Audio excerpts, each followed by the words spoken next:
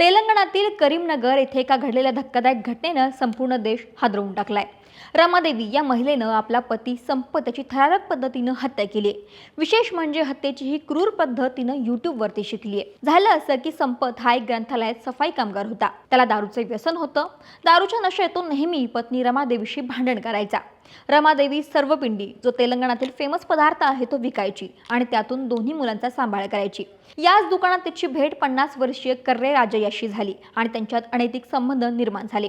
रमादेवीला पतीपासून मुक्ती पाहिजे होती, यासाठी तिने यूट्यूबवरती शोध घेतला आणि एका व्हिडिओतून कानात कीटकनाशक ओतून हत्या करण्याची पद्धत ती शिकली। तिने हा भयंकर कट प्रियकर राजय्या आणि त्याचा मित्र श्रीनिवास यांच्यासोबत आखला।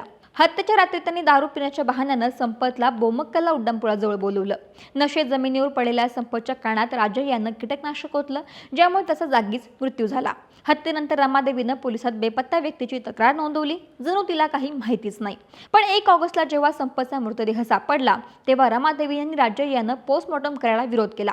त्यामुळे पोलिसांचा संशय वाढला। संपतच्या मुलानेही मृत्यू संशयास्पद असल्याचं सांगितलं। पोलिसांनी phone call data, location tracking आणि सीसीटीव्ही फुटेज तपासले, ज्यामुळे कट उघडकीस आला।